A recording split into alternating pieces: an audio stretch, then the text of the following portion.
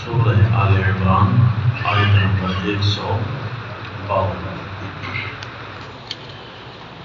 اعوذ باللہ من الشیطان الرجیم، بسم اللہ الرحمن الرحیم۔ وَلَقَدْ صَدَقَكُمُ اللَّهُ وَعْدَهُ إِذْ تَحُسُّونَهُم بِإِذْنِهِ حَتَّى إِذَا فَشِلْتُمْ وَتَنَازَعْتُمْ فِي الْأَمْرِ وَعَصَيْتُم مِّن بَعْدِ مَا أَرَاكُم مَّا تُحِبُّونَ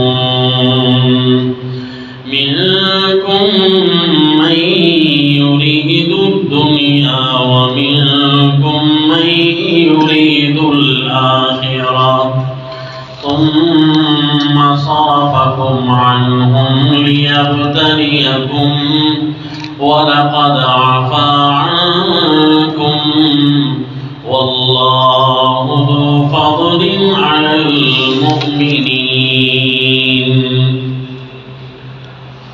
وصلی اللہ علی النبی الکریم۔ سورہ آل عمران آیت نمبر 152۔ سلسلہ مدنی واقعات امام الانبیاء صلی اللہ علیہ وسلم کا تسلسل جاری ہے۔ غزوہ احد کے سبق پر ہم پہنچے۔ سیرت النبی صلی اللہ علیہ وسلم کے عنوانات میں اہم عنوان پیارے آقا امام الانبیاء صلی اللہ علیہ وسلم کی جہاد کی زندگی ہے۔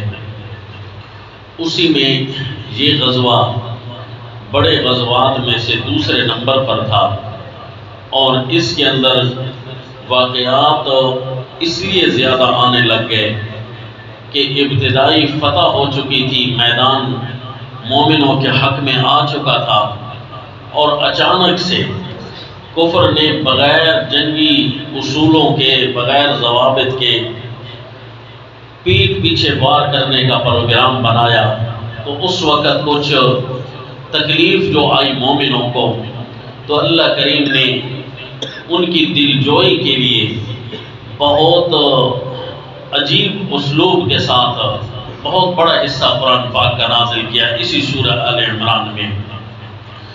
البتہ وہ جو اللہ کریم نے صحابہ اکرام کے ساتھ خطاب فرمایا، اس کے اسلوب کے لحاظ سے دو نقشے بنتے ہیں، دو خاکے بنتے ہیں۔ ایک وہ الفاظ جن کا تعلق دلجوئی کے ساتھ تھا، اور ایک وہ الفاظ کہ جن کے اندر حقائق کی طرف اشارہ کیا گیا کہ یہ آفت کیوں آئی تم پر، یہ تکلیف تم پر کیوں آئی۔ ان کچھ حقائق کے اوپر روشنی ڈالی گئی، لیکن اس کے اندر بھی اسلوب اتنا پیارا تھا کہ وہ دل جوئی پھر بھی ساتھ ساتھ چلتی رہی۔ جس طرح کے گزشتہ سبق پڑھتے ہوئے دل جوئی کے وہ جوابات جو اللہ کریم کی طرف سے صحابہ اکرام کو دیے گئے، ان کے آخر میں یہاں ایک نقطہ عرض کیا تھا کہ رب کریم کی طرف سے جوابات کا رخ یوں بدلتا ہے کہ فرمایا ان تصبروا وتتقوا، کہ تم اگر صبر اور تقوی کا دامن نہ چھوڑو تو ہمیشہ کامیابی تمہارا مقدر رہے گی۔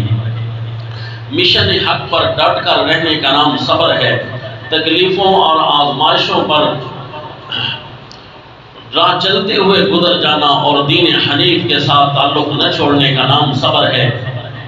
تو فرمایا اگر تم مشن پر ڈٹ کر رہے، صبر کر کے رہے، وَتَتَّقُوا، اور تقوی کا دامن نہ چھوڑا، تمہارے تقوی پر کوئی اعتراض نہ لگ سکے، کوئی سوال نہ آ سکے، کوئی کوتاہی نہ ہو سکے۔ اور تقوی کے اوپر صحابہ اکرام سے یقیناً کوئی کوتاہی نہیں ہوتی، کیونکہ فیضان نبوت پانے والے براہ راست شاگردان نبوت ہیں۔ ان کے تقوی پر کوئی اعتراض نہیں آ سکتا، کوئی سوال نہیں اٹھ سکتا، کیونکہ اللہ کریم نے خود فرمایا الزمہم کلمۃ التقوی وکانوا احق بها واہلھا، کہ تقوی جب سے بنا ہے صحابہ اکرام ہی اس کے زیادہ اہل ہیں، کیونکہ انبیاء تو ویسے ہی معصوم ہوتے ہیں، البتہ محفوظ صحابہ اکرام ہیں۔ الزمہم کلمۃ التقوی، اللہ نے کلمہ تقوی صحابہ کے لیے لازم کر دیا ہے۔ جہاں صحابی ہوگا وہاں کلمہ تقوی موجود ہوگا۔ تقوی کے بغیر صحابی نہیں پا سکتا۔ صحابیوں کو کوئی، صحابہ اکرام کو کوئی تقوی کے بغیر کسی لمحے دیکھ نہیں سکتا۔ جو بھی لمحہ صحابہ پر نظر پڑے گی وہ کلمہ تقوی کے ساتھ ساتھ موجود ہوں گے۔ تو پھر ان سے گناہ تو ہونا نہیں ہے۔ البتہ تقوی کے دو درجے ہیں، ایک اعلیٰ درجہ ہوتا ہے اور ایک ادنا درجہ ہوتا ہے۔ وہ ادنا درجہ ہم جیسے گناہ گار لوگوں کے لیے تو تقوی کا اعلیٰ معیار بھی ہوتا ہے، ہم اس کو بہت بڑی نیکی اور ثواب بھی سمجھ رہے ہوتے ہیں، لیکن جو اعلیٰ لوگ ہوتے ہیں ان کے لیے وہ جو تقوی کا ادنا راستہ ہے، اللہ کریم فرماتے ہیں تعلقات جو عمدہ ہیں ہمارے ساتھ، تو تقوی کا اعلیٰ راستہ کیوں نہیں اختیار فرمایا؟ بس اس فارمولے کو یاد رکھنا کہ صحابہ سے گناہ نہیں ہوتے۔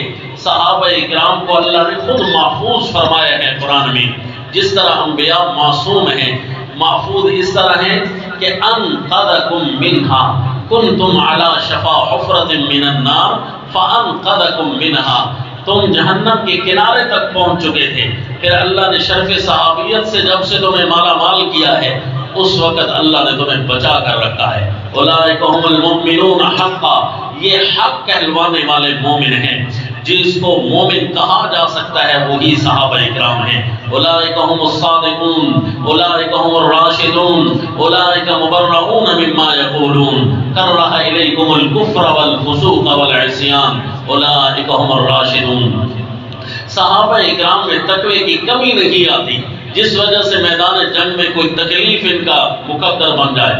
البتہ اتنا ہوتا ہے کہ تقوی کا ایک اعلیٰ معیار ہوتا ہے اور تقوی کا ایک دوسرا معیار بھی ہے۔ چاہیے تو یہ تھا کہ وہ اعلیٰ معیار اپنایا جاتا، لیکن دوسرا معیار بھی گناہ تو نہیں ہے، صرف اتنا ہے کہ تعلقات میں جب بڑھوتری ہو، تعلقات جب پختہ ہو تو کسی کا پھول بھی پتھر بن کر لگا کرتے ہیں، تو اس وقت وہ پتھر ہوتا تو نہیں ہے، ہوتا تو وہ پھول ہی ہے، لیکن یہ کہ تعلقات کی عمدگی اس بات پر دلالت کر رہی ہے کہ تمہیں اس راستے کا چناؤ کرنا تھا۔ جوابات کے آج کا جو رخ ہے وہ یہی ہے کہ صحابہ اکرام کو اللہ اس تکلیف کے آنے پر حقیقت سے روشناس کرانا چاہتے ہیں کہ وجہ کیا بنی، وہ کوئی گناہ نہیں تھا تمہارا، لیکن وجہ کیا بن گئی کہ کس وجہ سے وہ تکلیف تمہارا مقدر آئی۔ اس بات کی طرف زور اسی لیے دے رہا ہوں کہ یہاں پر وہ فرقے جو کہ صحابہ اکرام کے نام سے اچھا ان کو نعوذ باللہ نہیں سمجھتے، یا ان کو کوئی چڑ سی ہے یا جو بھی بات ہے، صحابہ اکرام کے لیے غلط الفاظ اس مقام پر وہ استعمال کرتے ہیں، اور دوسری طرف جو اچھے لوگ ہیں بعض اوقات قلم کے نہ سنبھلنے کی وجہ سے ان سے کچھ بیان تعبیر میں کچھ ایسے ہلکے الفاظ نکل گئے ہیں جس سے محسوس ہوتا ہے کہ یہ شاید صحابہ اکرام کی عزت ان کے دلوں میں نہیں ہے، لیکن ان کی بیان تعبیر میں کچھ کمی رہ گئی ہے۔ صحابہ اکرام کو اچھا ضرور سمجھتے ہیں، اس مقام پر بیان کرنے کے لیے انتہائی سنبھل کر قدم رکھنا پڑتا ہے، الفاظ کو نہیں چھوڑنا، الفاظ کی طرف توجہ کرنی ہے جو اللہ کریم نے ارشاد فرمائے ہیں۔ جس طرح کہ میں نے اپنے ساتھیوں کو یہ یاد کروایا تھا، سبق ہم نے یاد کیا تھا سورہ یوسف شریفہ پڑھتے ہوئے کہ سیدنا یوسف علیہ السلام و تسلیم کے برادران کے بارے میں کوئی ایسا ہلکا جملہ نہ نکلے سورہ یوسف بیان کرتے ہوئے جو کتاب اللہ نے نہیں بیان کیا اور ہم اپنی طرف سے اس کو بیان کر دیں، کیونکہ وہ شخصیات اس مقام تک پہنچ گئی تھی کہ پیارے یوسف علیہ السلام نے بھی ان کے لیے دعا کی تھی اور سیدنا یعقوب علیہ السلام نے بھی ان کے لیے دعا کی تھی، یغفر اللہ لکم وہو ارحم الراحمین، ساستغفر لکم۔ تو دو پیغمبر جن کے لیے دعا کرتے ہوئے جائیں تو پھر ہم ان کے لیے کوئی ہلکا جملہ بولے یہ ہمارے لیے مناسب نہیں، بس صرف وہی کام وہی چیز بتانی ہوتی ہے جو قرآن پاک میں موجود ہے۔ تو یہ جو غزوہ احد کا مقام ہے، صحابہ اکرام کو ہلکے الفاظ میں نہیں یاد کرنا، بین ہی وہی الفاظ بتانے ہیں جو کہ قرآن پاک نے بیان کیے۔ نعوذ باللہ صحابہ اکرام نے جو درہ خالی چھوڑ دیا تھا، پچھلے سبق میں آپ پڑھ چکے ہیں، درہ جو خالی چھوڑا تھا وہ نبی کی نافرمانی نہیں کی تھی، گناہ نہیں کیا تھا، خود انصاف سے بتائیں۔ صحابہ اکرام جو درہ چھوڑنے والے تھے انہوں نے یہی کہا چاہے نبی کا حکم ہو ہم پھر بھی یہاں نہیں کھڑے ہوتے؟ نہیں، قطعاً نہیں۔ انہوں نے کہا اللہ کے نبی کے فرمان مبارک کا مطلب جہاد کے وقت تک تھا، اب جہاد چونکہ ختم ہو چکا ہے لہٰذا اب اس درہ کو خالی چھوڑنا یہ نافرمانی نہیں ہوگی۔ سمجھو انہوں نے اجتہاد کیا تھا، تو خطا اجتہادی صحابہ اکرام سے کیا ممکن ہے کہ نہیں؟ انبیاء اکرام سے خطا اجتہادی بھی نہیں ہوتی، کیونکہ ان کے نفوس جو ہیں ذہنی اعتبار سے اعلیٰ ترین لوگ ہیں، نہ گناہ ہوتا ہے نہ ان سے اجتہادی خطا ہوتی ہے، چونکہ الہ نہیں ہوتے نا اس لیے ان سے بھول ضرور ہو جاتی ہے، نیند ان کو آ جاتی ہے، بیماری یا تکلیف انبیاء اکرام پر آ جاتی ہے۔ البتہ جو صحابہ اکرام ہوتے ہیں وہ گناہ سے تو محفوظ ہوتے ہیں، البتہ خطا اجتہادی ممکن ہے، اجتہاداً ان سے کوئی نہ کوئی کمی اگر ہو بھی جائے تو وہ گناہ نہیں ہوتا، وہ بھی ثواب ہوتا ہے۔ تو وہ صحابہ اکرام اجتہاداً انہوں نے درے کو خالی چھوڑا تھا، انہوں نے کوئی گناہ نہیں کیا تھا۔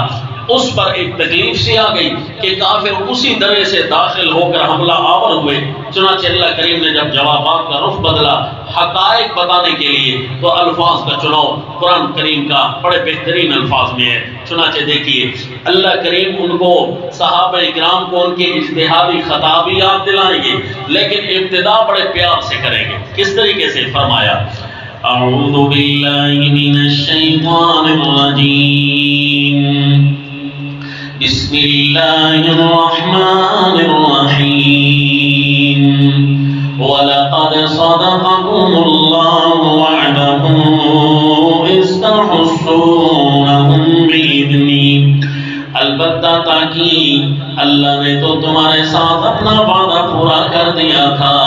وعدہ کیا تھا؟ انتم الاعلمون ان کنتم مؤمنین، کہ تم ہی ہمیشہ پاور میں رہو گے اگر تم کامل مومن رہے۔ اللہ نے تو وعدہ پورا کر دیا تھا کیونکہ تم کامل مومن تھے۔ اور دوسرا وعدہ ان تصبروا وتتقوا لا يضركم كيدهم شيئا، اگر تم ڈٹ کر رہے اور متقی رہے تو کافروں کی کوئی چال تمہیں نقصان نہیں پہنچا سکے گی۔ لا يضركم كيدهم شيئا، تو یہ دوسرا وعدہ کیا تھا۔ تو پھر صحابہ اکرام کو کافروں کی چال کیوں نقصان دے گئی؟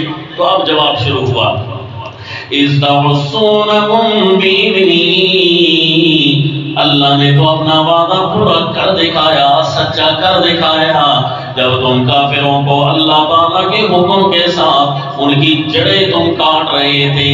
اِذْ تَحُسُّونَهُم بِإِذْنِهِ، ان کے بڑے بڑے سرداروں کے پاؤں اکھڑ رہے تھے، تمہاری تلواروں کی تاب نہیں لا رہے تھے۔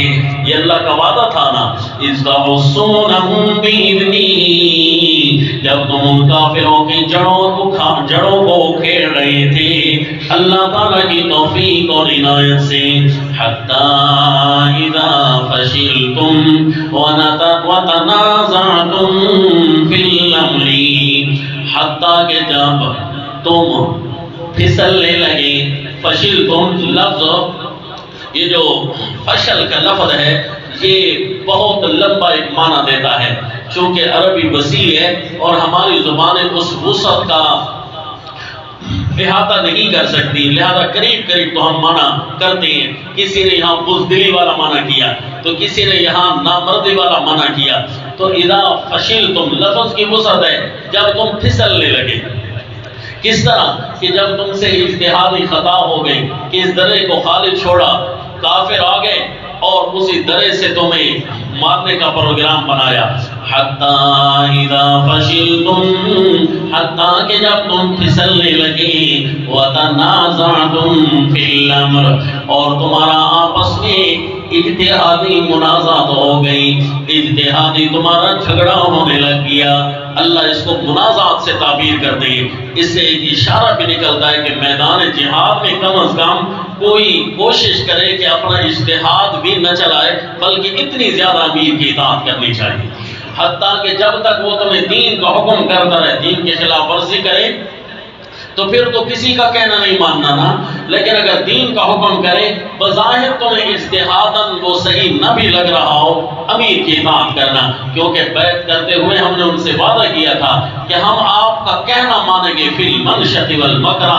کوئی بھی ہمارے اوپر فراخی یا تنگی آ جائے ہم آپ کا کہنا نہیں چھوڑیں گے. اللہ اسی میں برکت ڈالتے ہیں، اسی میں اللہ کی رحمت کا ہاتھ ہوتا ہے. ید اللہ علی الجماع، کیونکہ جو امیر کی اطاعت کر رہے ہوتے ہیں. اشارہ ہے اللہ نے اجتہادی بحث کو منازعات سے تعبیر کیا.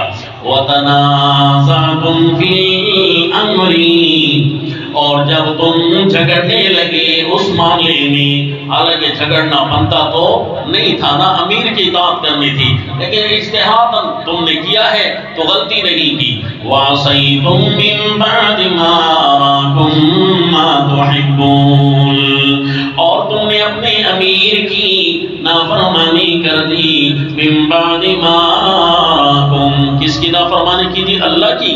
نا جنا اللہ کی نافرمانی نہیں، کیونکہ قرآن کی نص سے ثابت ہے کَرَّهَ إِلَيْكُمُ الْكُفْرَ وَالْفُسُوقَ وَالْعِصْيَانَ، کہ صحابہ اکرام کے لیے اللہ نے ایک چیز کو ناپسند کر دیا ہے.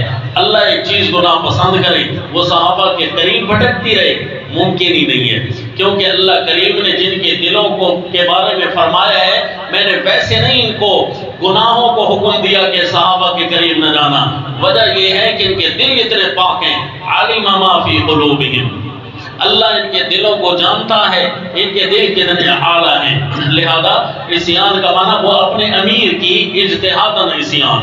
وَعَصَيْتُم مِّن بَعْدِ مَا أَرَاكُم مَّا تُحِبُّونَ، بعد اس کے جب اللہ نے تمہیں دکھائی وہ چیز جس کو تم پسند کر رہے تھے.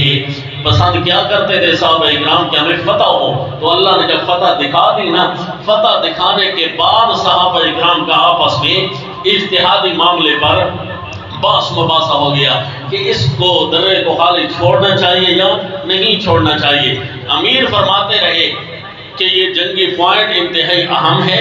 اللہ کے نبی صلی اللہ علیہ وسلم نبی الملاحم ہیں، آپ جہاد والے پیغمبر ہیں، آپ فنون حرب کے بڑے ماہر ہیں. آپ نے جس پوائنٹ کو بتا دیا ہے نا کہ اس پوائنٹ کو چھوڑنا نہیں، اس جگہ کو چھوڑنا نہیں، لگتا یہ ہے کہ جب تک اللہ کے نبی کا دوسرا حکم نہ آئے نا ہمیں یہ جگہ نہیں چھوڑنی. تو فرمایا، انہوں نے کہا جی آپ کی عمارت ہمارے اوپر اس مخصوص وقت تک کے لیے تھی، وہ عمارت کا ٹائم ختم ہوا، لہذا ابھی ہمیں اللہ کے نبی کی دوسری خدمت کی طرف بھی تو جانا ہے. وہ کیا ہے جی؟ غنائم صحابہ اکرام جمع کر رہے ہیں، شہداء اور زخمیوں کو الگ کر رہے ہیں، ایک دوسرے کو سہارے دے رہے ہیں. اب یہاں پر آپ نے الفاظ دیکھ رہے ہیں جی قرآن کے. فرمایا مِنْكُمْ مَنْ يُرِيدُ الدُّنْيَا وَمِنْكُمْ مَنْ يُرِيدُ الْآخِرَةَ، تم میں سے کوئی ایسے تھے جو دنیا چاہ رہے تھے اور تم میں سے کوئی ایسے تھے جو آخرت چاہ رہے تھے. کیا مطلب جی؟ دنیا صحابہ اکرام دنیا کو چاہتے ہیں، حالانکہ اللہ کریم فرما رہے منکم من یرید الدنیا، تم دنیا چاہ رہے تھے، ومنکم من یرید الآخرہ. لیکن اگر کوئی یہاں پر نعوذ باللہ صحابہ اکرام پر وار کرنا بھی چاہے نا تو آیت کا آخری حصہ صحابہ اکرام کو رحمتوں کی گود میں لے رہا ہے. آگے لفظ ہے وَلَقَدْ عَفَا عَنْكُمْ، اللہ نے تمہیں معاف کر دیا، اللہ نے تمہیں معاف کر دیا ہے. اس کا مطلب ہے اب صحابہ اکرام کو کوئی دنیا کا لالچی نہیں کہہ سکتا، نعوذ باللہ صحابہ اکرام پر یہ حملہ نہیں کر سکتا. لیکن بالفرض وَلَقَدْ عَفَا عَنْكُمْ نبی ہوتا، اللہ کریم نے جو صحابہ کو پہلے سے معاف کر رکھا ہے، صحابہ اکرام کی شان کو بیان کرنے کے لیے وَلَقَدْ عَفَا عَنْكُمْ کہا. لیکن حقیقت یہ ہے کہ مِنْكُمْ مَنْ يُرِيدُ الدُّنْيَا کی پہنچ بھی دیکھیے کہ کیا مطلب ہے اس کا. مِنْكُمْ مَنْ يُرِيدُ الدُّنْيَا، اس آیت کو حل کرنے کے لیے قرآن پاک کی تفسیر درکار ہے. مثلا دیکھ لیجئے سورہ توبہ 11واں پارہ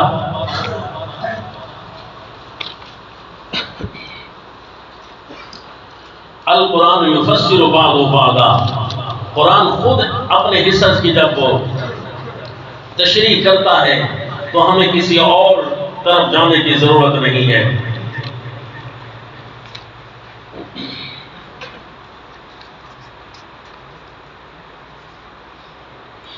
ما كان لنبي ان يكون له اسرى.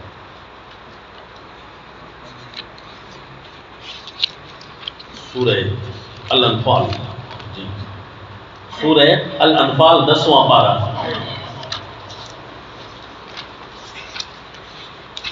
آیت نمبر 67. سورہ الانفال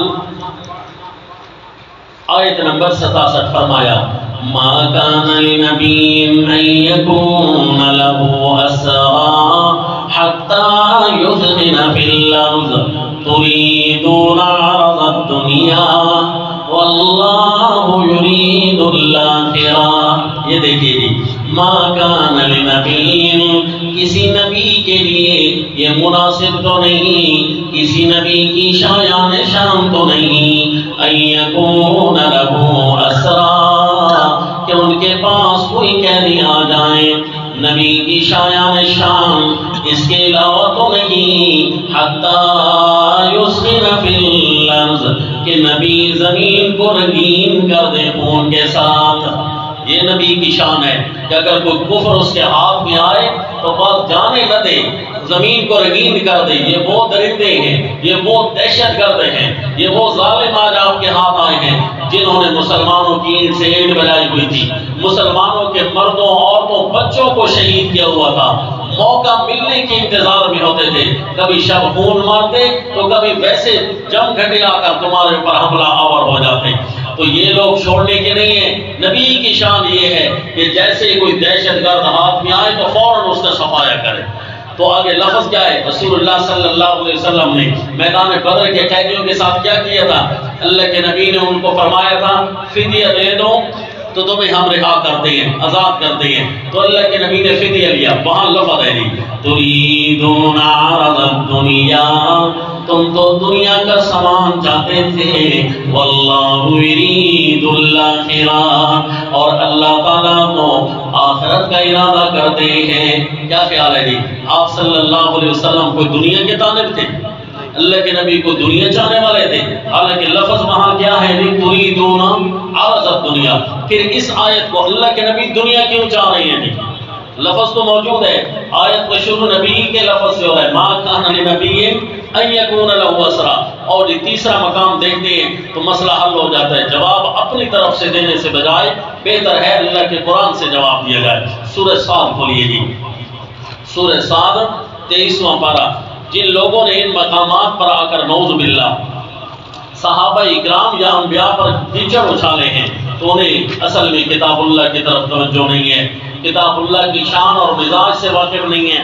کتاب اللہ کیا کہنا چاہتی ہے؟ نبی دنیا چاہتے ہیں، صحابہ دنیا چاہتے ہیں. کیا ان الفاظ کو پڑھنے کے لیے بھی قرآن کے سامنے ہاتھ جوڑنے ہوں گے، قرآن کے سامنے زانوں میں تلمس بچھانا ہوگا، قرآن کی شاگردی اختیار کرنی ہوگی. قرآن کیا کہتا ہے جی؟ نبی دنیا چاہتے ہیں کہ نہیں چاہتے؟ یہ ذرا دیکھیے سورہ صاد 23واں پارہ آیت نمبر 32 میں فرمایا. آیت نمبر 31 سے معنی کرنے لگے اِذْ عُرِضَ عَلَيْهِمْ بِالْعَشِيِّ الصَّافِنَاتُ الْجِيَادُ فَقَالَ إِنِّي أَحْبَبْتُ حُبَّ الْخَيْرِ عَنْ ذِكْرِ رَبِّي حَتَّى تَوَارَتْ بِالْحِجَابِ. سیدنا سلیمان علیہ الصلوۃ والتسلیم امیر المجاہدین ہیں جی. آپ کے سامنے گھوڑے پیش کیے گئے، گھوڑے بڑے عمدہ، الصافنات الجیاد، بڑے موٹے تازے اصیل قسم کے گھوڑے. اور جو اصیل قسم کے گھوڑے ہوتے ہیں نا، ان کو پالنے والے، ان کو رکھنے والے جو ہوتے ہیں، ان کے مالک وہ ان کی گردن پر، ان کے پاؤں پر ہاتھ پھیرتے ہیں. وہ کہتے ہیں کہ یہ جگہ طاقتور ہونی چاہیے تو پھر ان کا اصیل ہونا کام آ جائے گا. تو یہ اس گھوڑا کا جو سینہ ہوتا ہے ساری طاقت اسی میں ہوتی ہے، گردن مضبوط، پاؤں مضبوط. تو سیدنا سلیمان علیہ الصلوۃ والتسلیم ان کی گردن پر، ان کے پاؤں پر ہاتھ مار رہے ہیں. دنیا ہے، دنیا کی چیز ہے. فَطَفِقَ مَسْحًا بِالسُّوقِ وَالْأَعْنَاقِ. آپ ان کی گردنوں پر، پاؤں پر ہاتھ ملتے ہیں تو دیکھنے والے حیران نظروں سے دیکھتے ہیں. اللہ کے نبی مال کے ساتھ پیار کر رہے ہیں تو پیارے سیدنا سلیمان علیہ السلام و تسلیم نے ارشاد فرمایا فَقَالَ إِنِّي أَحْبَبْتُ حُبَّ الخیر عن ذکر ربی، میں جو محبت کرتا ہوں مال کی محبت، حب الخیر عن ذکر ربی، میں مال کی محبت بوجہ مال ہونے کی نہیں بلکہ اللہ کی یاد کی وجہ سے کرتا ہوں، پیارے رب کی یاد کی وجہ سے کرتا ہوں۔ یہ گھوڑے میرے سامنے پیسیاں دنیا کے نہیں ہیں بلکہ یہ میرے سامنے آلے جہاد کے طور پر ہیں۔ گھوڑے ویسے پالنا ویسے رکھنا جائز نہیں ہے لیکن آلے جہاد بنا کر رکھنا تو بہت بڑا ثواب ہے۔ آپ صلی اللہ علیہ وسلم نے فرمایا ہر عمل ختم ہو جاتا ہے سوائے چند اعمال کے، ان اعمال میں گھوڑا پالنے والے کا نام بھی لکھا کہ جو گھوڑا پالتا ہے جہاد کی نیت سے، فوت بھی ہو جائے نا چلا بھی جائے نا قیامت تک اس کا اجر لکھا جاتا رہے گا۔ انی احببت حب الخیر عن ذکر ربی، سیدنا سلیمان علیہ السلام فرما رہے ہیں انبیاء مال کے ساتھ محبت اس لیے نہیں کرتے کہ وہ مال دنیا ہے، اس لیے کرتے ہیں کہ وہ جہاد کی راہ کا مال ہے۔ رسول اللہ صلی اللہ علیہ وسلم دنیا اپنے لیے نہیں مانگ رہے تھے بلکہ وہ کیا تھا، مسلمانوں کے لیے مال فے، مسلمانوں کے لیے وہ مال غنیمت، وہ مسلمانوں کا بیت المال تھا۔ اللہ کے نبی اگر اپنے لیے مال تلاش کرتے ہوتے نا پھر اشکال آتا۔ بین ہی اسی طرح صحابہ کرام جو ہے وہ جو دنیا کے پیچھے جا رہے ہیں کیا خیال ہے، اپنے لیے لے رہے ہیں، اپنے لیے لینا ہوتا تو اپنے لیے تو اللہ نے قانون بنایا ہی نہیں ہے کہ تم مال غنیمت لے سکتے ہو۔ قانون تو یہ ہے وَاعْلَمُوا أَنَّمَا غَنِمْتُم مِّن شَيْءٍ فَأَنَّ لِلَّهِ خُمُسَهُ، صرف تم اس کا 5واں حصہ لے سکتے ہو، وہ جو تم نے خود غنیمت حاصل کی ہو۔ یہ تو خود انہوں نے غنیمت حاصل نہیں کی، یہ تو پوری جماعت کی غنائم ہے۔ صحابہ کو پتہ ہے یہ ہم اپنے لیے مال جمع نہیں کر رہے، غنائم اکٹھی کر رہے ہوں، ہماری اپنی چیز نہیں ہے، یہ مجاہدین کی چیز ہے۔ تو مجاہدین کے مال کے ساتھ محبت کرنا، مال غنیمت کے ساتھ محبت کرنا یہ تو ثواب ہے، یہ تو اللہ کے نبی صلی اللہ علیہ وسلم کرتے ہیں، انبیاء کرام کرتے آ رہے ہیں۔ لیکن میں پہلے عرض کر گیا ہوں کہ ایک ہے تقوی کا اعلیٰ معیار، ایک ہے ادنا معیار۔ اعلیٰ معیار تو یہ تھا کہ اتنے مال کی بھی پرواہ نہ کی جاتی، چاہے اپنا ہو چاہے تھی تو دنیا کی شکل نہ، ظاہری شکل تو دنیا کی تھی، اس کو اکٹھا کرنا تھا تقویٰ، مال کو جمع کرنا، غنیمت کو جمع کرنا تھا تو تقویٰ، لیکن تقوی کا دوسرا معیار تھا، اس سے بھی ایک اعلیٰ معیار کھڑا ہے۔ مثلا آپ 2 رکعت نماز پڑھتے ہیں، اعلیٰ کام ہے نا، لیکن اگر 4 رکعتیں پڑھتے ہیں تو اس سے بھی اعلیٰ کام ہے۔ تو نفل اگر 4 پڑھتے ہیں تو اعلیٰ ہے، بہت اعلیٰ، اگر 2 پڑھتے ہیں وہ گناہ کا کام ہے جی، وہ بھی تو اعلیٰ ہے۔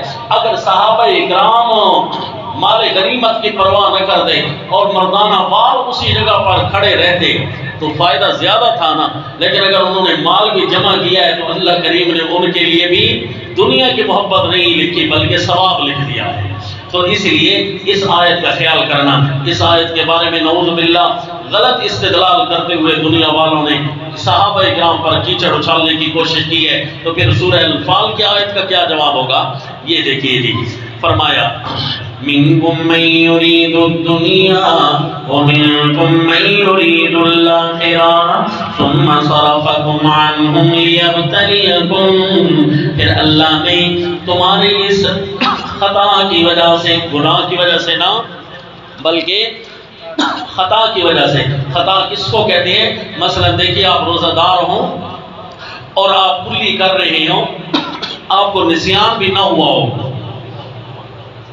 نسیان بھی نہ ہوا ہو، یاد بھی ہو کہ روزہ ہے، کلی کرتے ہوئے پانی آپ کے کنٹرول سے باہر ہو جائے اور کچھ قطرے نگل لیے جائیں تو اس کو خطا کہتے ہیں، نسیان نہیں کہتے بلکہ نسیان ہوتا تو معاف ہو جاتا، خطا کی تو کفارہ تو معاف ہے کیونکہ گناہ نہیں کیا اس نے، لیکن قضا اس کو کرنی پڑے گی کیونکہ اس نے خطا کی ہے، اور خطا گناہ کا حصہ نہیں ہوتا ورنہ تو کفارہ ذمہ لگ جاتا۔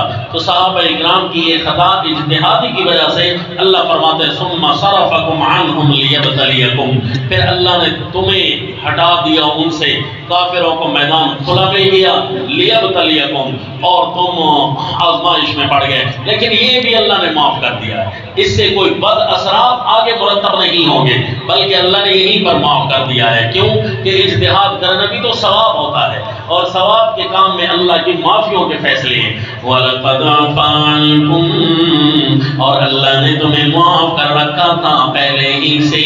وَاللَّهُ ذُو فَضْلٍ عَلَى الْمُؤْمِنِينَ، اللہ تو بڑے فضل والے ہیں مومنوں پر۔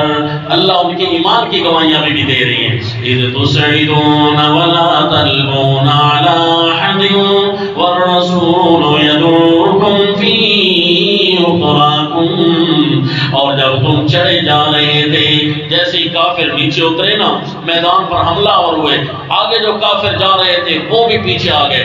تب پتہ چلا جب اگلے اور پچھلے کافر آگے حملہ اور ہوئے اور درمیان میں صحابہ اکرام کو نعوذ باللہ پھسلنا شروع کر دیا، پیسنا شروع کر دیا، مارنا شروع کر دیا۔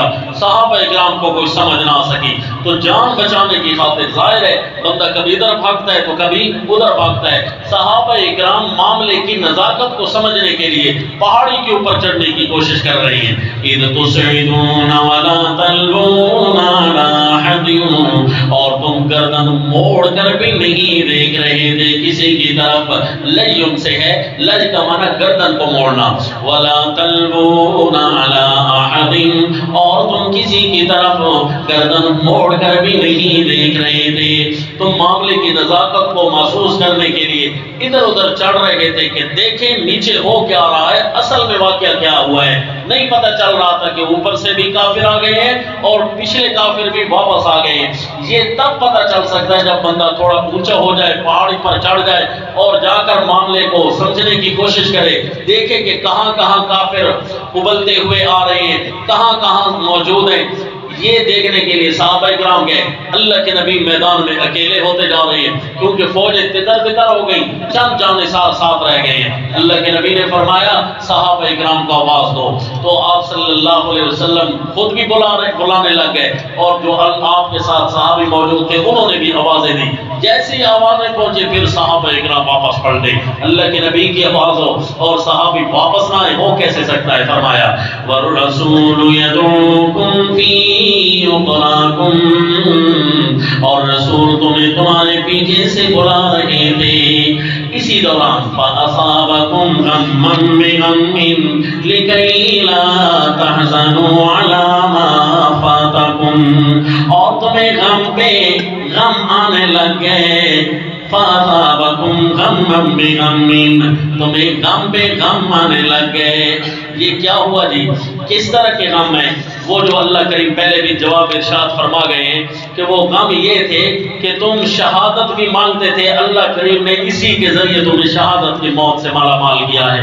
جس طرح سورہ آل عمران آیت نمبر 143 میں ہم پڑھ چکے، وَلَقَدْ كُنْتُمْ تَمَنَّوْنَ الْمَوْتَ مِن قَبْلِ أَن تَلْقَوْهُ، پہلے تم موت ملنے سے پہلے مانگ رہے تھے اے اللہ ہمیں شہادت کی موت عطا کر۔ فَقَدْ رَأَيْتُمُوهُ، تم نے خود اس کو محسوس کیا، وَأَنْتُمْ تَنْظُرُونَ، اور اپنی آنکھوں سے بھی تم دیکھ رہے تھے کہ یوں آ جاتی ہے شہادت۔ تم نے یہ دیکھ لیا، اسی کا نام اللہ نے غم رکھ دیا۔ فَأَصَابَكُمْ غَمًّا بِغَمٍّ لِكَيْ لَا تَحْزَنُوا عَلَىٰ مَا فَاتَكُمْ وَلَا مَا أَصَابَكُمْ۔ اب لِكَيْ لَا تَحْزَنُوا کا لفظ کہاں سے لگنا شروع ہوگا؟ یہ سَنُلْقِي فِي قُلُوبِ الَّذِينَ كَفَرُوا الرُّعْبَ، جو تفسیر پڑھنے والے طلباء ہیں نا ان کو بخوبی معلوم ہے کہ اللہ کریم نے صحابہ اکرام کی اس آنے والی تکلیف کے باوجود صحابہ اکرام کا رعب اتنا رکھا تھا۔ پچھلی آیت میں فرمایا سَنُلْقِي فِي قُلُوبِ الَّذِينَ كَفَرُوا الرُّعْبَ، ضرور ہم ڈالیں گے کافروں کے دلوں میں تمہارا رعب۔ اللہ یہ رعب کیوں ڈالا؟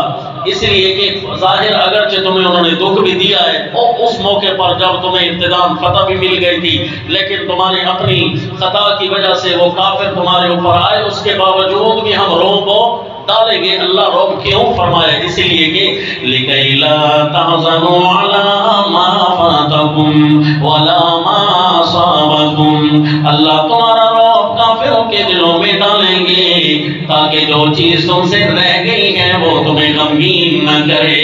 ہے کاش کافر یہ ہمارے گھر سے آ کر کیوں خالی لوٹ گئے.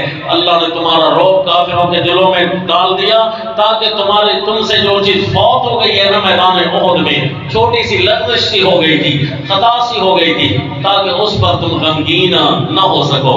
وَلَا مَا صَابَكُمْ، اسی لیے اللہ نے تمہارے رعب کو طاری کر دیا ہے کافروں کے دلوں پر، تاکہ جو تمہیں مصیبت آئی ہے، تکلیف آئی ہے، اس پر بھی تمہیں غم نہ ہو، وہ تمہارا غم خوشیوں میں بدل جائے. تو بظاہر غم تو آ گیا تھا نا میدان احد کے اواخر میں، لیکن آپ پچھلے درس میں سن چکے کہ کافر آگے گئے، انہیں شیطان نے پٹی پڑھائی کہ واپس پلٹو، زخمی شیروں کو ابھی کچل دو ورنہ اگلے سال کے لیے تیار ہو جائیں گے. تو کافر جیسے پلٹنے لگے نا، سنلقی فی قلوب الذین کفروا الرعب، اللہ نے رعب طاری کر دیا. بعض صحابہ اکرام دوبارہ سے صف بستہ جیسے کھڑے ہو گئے کہ پہلے ہمیں پتہ نہیں تھا حملہ آور کہاں سے آ رہے ہیں، اب جب پتہ چل چکا ہے تو آؤ حسبنا اللہ و نعم الوکیل. اب ہمیں تو اس کا انتظار ہے کہ ہم اپنی غلطی کو دھوئیں کیسے، اسی طریقے سے دھوئیں گے، اپنی اس خطا کو اسی طریقے سے دھوئیں گے کہ تمہارا دوبارہ ہم علاج کریں گے. تو کافروں پر اتنا رعب طاری ہو گیا کہ وہ آئے نہیں. اللہ کریم فرماتے ہیں لکئی لا تحزنوا علی ما فاتکم ولا ما اصابکم. اس کا مطلب ہے صحابہ جب واپس جا رہے تھے تو اس وقت غمگین حالت میں نہیں جا رہے تھے، میدان احد سے جا رہے تھے بڑی خوشی حالانکہ تکلیف آئی ہوئی تھی لیکن بڑی للکار کے بعد جا رہے تھے. ان جوابات کا سلسلہ جاری رہتے ہوئے وہاں پر ایک لفظ یہ بھی ہے، یہ ذرا آیت بھی دیکھ لیجئے. فرمایا حسبنا اللہ ونعم الوکیل فانقلبوا بنعمت من اللہ وفضل لم یمسسهم سوء. صحابہ اکرام نے کہا ہم تیار ہیں. جب لوگوں نے کہا کہ ہم لڑنے آ رہے ہیں، انہوں نے کہا آ جاؤ. فزادہم ایمانا، صحابہ کا ایمان بڑھ گیا اور کہنے لگے حسبنا اللہ ونعم الوکیل. یہ میدان جہاد کا مجاہد ہی سمجھ سکتا ہے کہ میدان جہاد میں رنگ کتنا غالب آ جاتا ہے اللہ کی مدد اور نصرت کا. بندہ خود حیران ہوتا ہے کہ اللہ نے مجھے اتنی بڑی بہادری کیسے عطا کر دی تھی. حسبنا اللہ ونعم الوکیل،